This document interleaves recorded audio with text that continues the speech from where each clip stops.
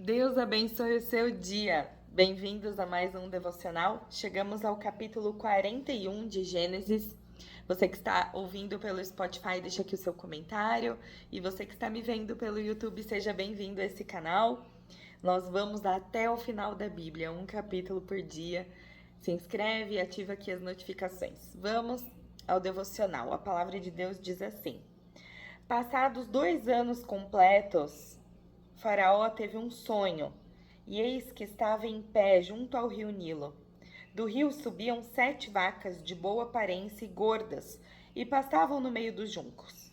Após elas subiam do rio outras 7 vacas, de aparência feia e magra, e pararam junto às primeiras, na margem do rio.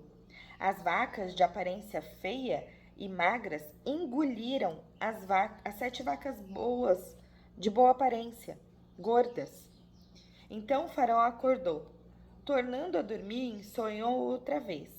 De uma só haste saíam 7 espigas, cheias e boas.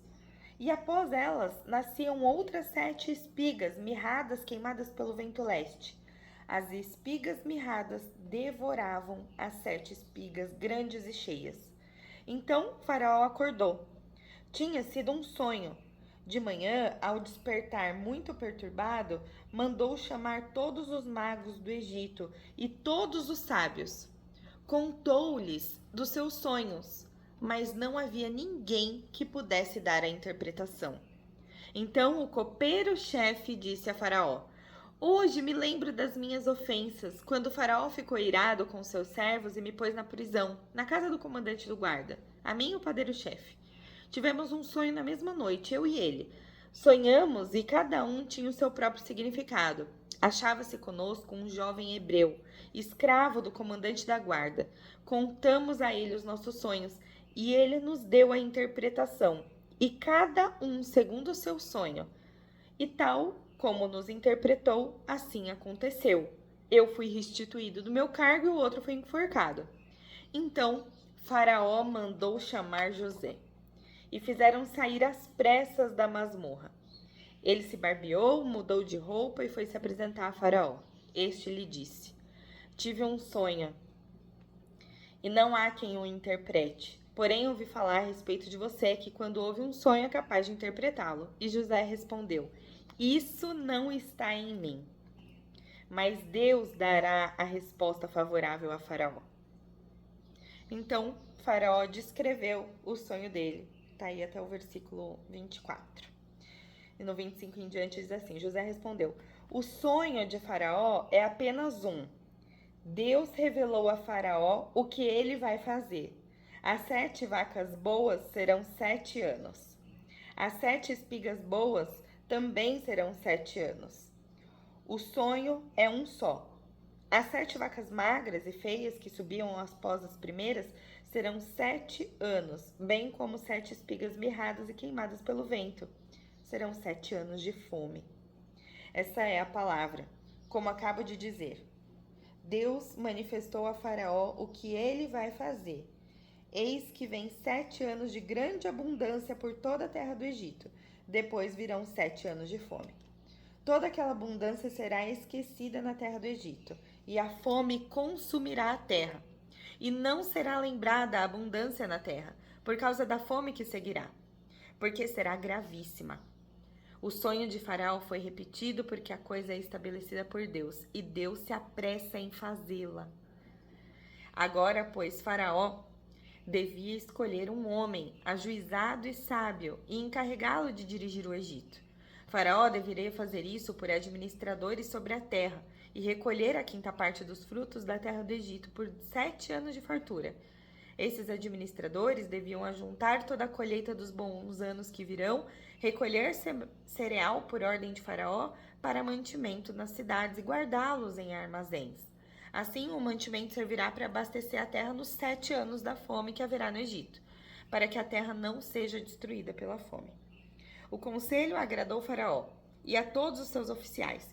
Então Faraó perguntou aos oficiais: Será que poderíamos achar alguém melhor do que José, o homem a quem o Espírito de Deus?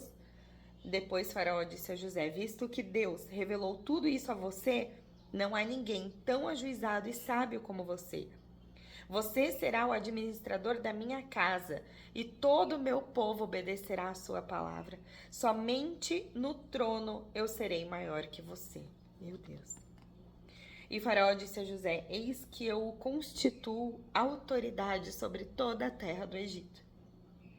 Então Faraó tirou o seu anel sinete da mão e o pôs no dedo de José.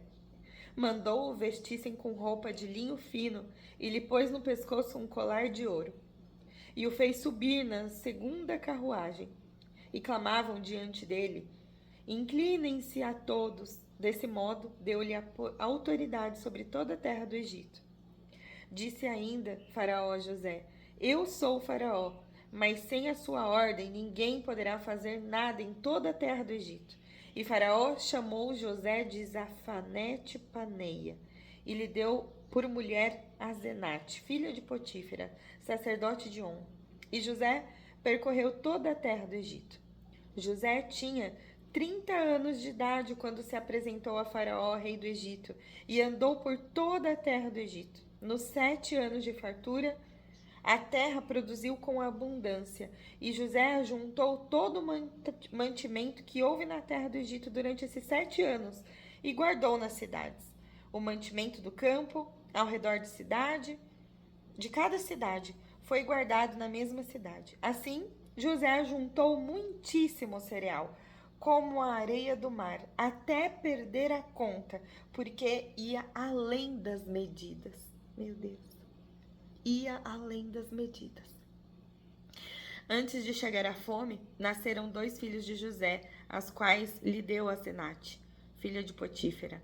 Ao primogênito, José chamou de Manassés, pois disse: Deus me fez esquecer todo o meu trabalho e toda a casa do meu pai.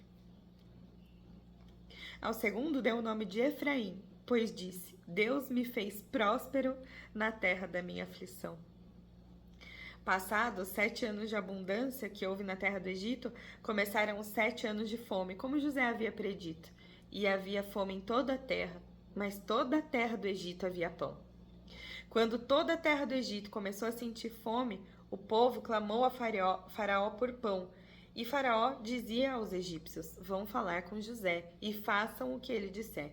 Havendo, pois, a fome sobre toda a terra, José abriu os celeiros e vendia aos egípcios, porque a fome aumentava na terra do Egito. E todas as terras vinham ao Egito para comprar de José, porque a fome aumentava em todo o mundo. Amém. Aleluia. Deus, fale aos nossos corações e nos ensina, Senhor. Nos ensina e fala o que o Senhor quer falar hoje. Nossos ouvidos estão atentos e inclinados ao Senhor. Queridos, me emocionei aqui. Peço desculpas que eu me emociono, porque é muito linda a história de José e tem tanta ligação com o que Jesus fez por nós, né? E é tão comum nos dias de hoje a gente acabar sendo humilhado, aflito, mas Deus ainda quer nos abençoar. Mas vamos ao estudo da palavra. Vocês se lembram que no capítulo anterior, José estava preso injustamente e ele revelou os sonhos ao padeiro-chefe e ao copeiro-chefe. O copeiro-chefe foi solto e não se lembrou dele. E aí começa assim, passado 2 anos completos. Gente, depois dele ter pedido para o copeiro se lembrar dele, salvar ele, ele ainda esperou 2 anos lá na cadeia. Ninguém lembrou dele. Sabe, esse capítulo é um convite para você. Fique firme na fé. Porque no tempo determinado de Deus, não é o teu tempo, é o tempo de Deus. As coisas vão se ajeitar, as coisas vão se resolver. Sabe, apesar de frustrado, certamente o José ficou frustrado, né, gente? 2 anos esperando, com expectativa daquele bem que ele tinha feito, né, ter retornos. Ele não perdeu a fé. E a gente vê a história de Faraó mandando chamar José para interpretar o sonho dele. Sabe, a justiça de Deus, ela existe. E Deus não ia deixar José sair da prisão sem honrá-lo, sabe? Jesus não permite que a gente dê um novo passo se a gente não estiver preparado. A gente suba de nível se ele não tiver planos para esse momento para nós. José saiu da prisão do governo da prisão para um governo da nação. Olha que forte. Você está preparado para sair da prisão que às vezes você mesmo se colocou ou que alguém te colocou injustamente? Você está preparado para sair dessa prisão perdoando, vencendo obstáculos, pedindo para Deus limpar da sua memória coisas que não fazem mais sentido para sua vida hoje? Você tem permanecido fiel a Deus? Porque José permaneceu fiel e a fidelidade dele foi recompensada. E de novo ele fala, olha, Faraó fala, interprete o meu sonho porque eu sei que você pode e tal. Ele fala, isso não está de mim, mas Deus dará a resposta favorável a Faraó. Ele tem um coração humilde, José é humilde. Ele poderia falar, sim, eu sei interpretar sonhos, eu sei te dar resposta, mas não. Ele fala, isso não está em mim. É mais uma lição aqui, queridos. Que ele cresça e a gente diminua. Que a gente tenha certeza que nada vem pela força do nosso braço, e sim pela graça e misericórdia dele. E aí a gente chega na minha parte favorita aqui, né? Depois do versículo 37, que José é eleito governador. Ele foi estratégico, né? Ele teve essa direção de ser estratégico, guardar a fartura para o tempo de seca. Ele sabia que Deus ia abençoar para depois ensinar. E sabe, José era sensível à voz do Espírito Santo porque José tinha intimidade com Deus. A gente consegue receber direcionamentos e estratégias quando a gente buscar Ele todos os dias, quando a gente tiver um tempo com Ele, afinando os nossos ouvidos para escutá-lo. E aí José foi eleito o governador de toda a terra. Quando o faraó fala assim, eis que eu constituo a autoridade sobre toda a terra do Egito. Só me vem na mente tudo que José passou até aqui, né? José foi enganado pela própria família, os próprios irmãos quiseram matá-lo. E aí, Deus foi lá e honrou José. Além das medidas.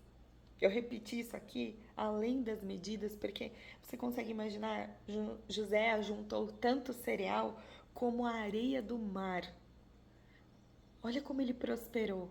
Não tinha nem medidas para contar o tanto que deu certo essa estratégia.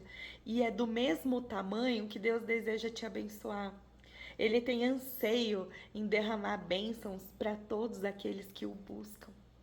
E isso não é o evangelho da prosperidade, não, porque nós vamos passar por aflições, nós vamos passar por desafios, mas existe uma recompensa para nós que sabemos nossa identidade de filho, escolhido, eleito.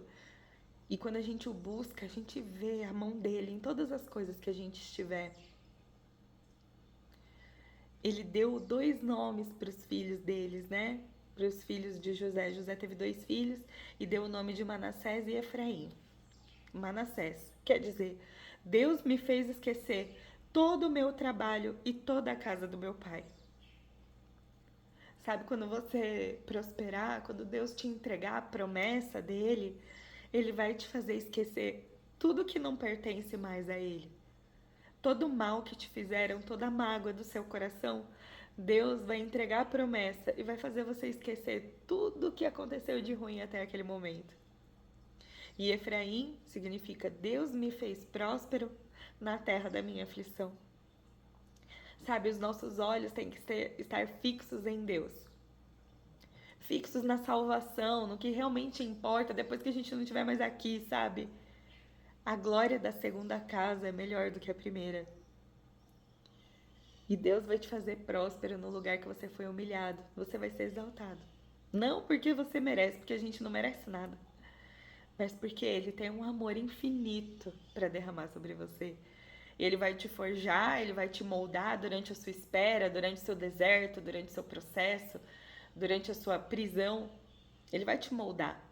Ele vai te fazer um vaso novo, pronto para sair de uma prisão para governar uma nação. Não tire os olhos da sua promessa. E eu quero orar por você.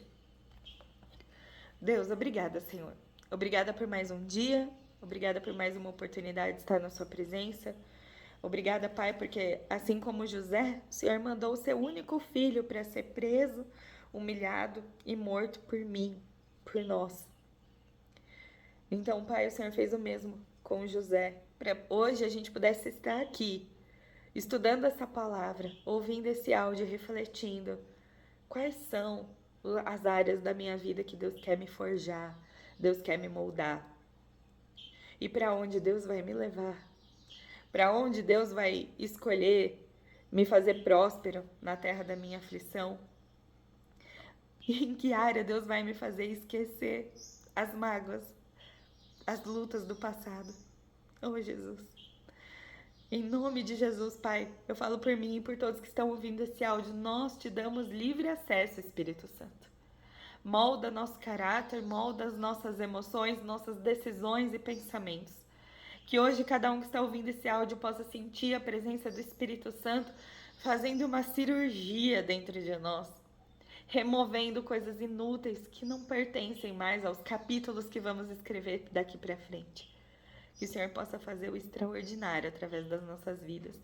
Que a gente possa, Pai, te louvar, cantar como os passarinhos estão cantando aqui. Que o Senhor possa fazer o extraordinário no seu tempo e nos capacita para esperar.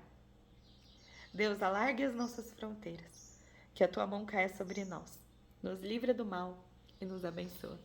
Amém.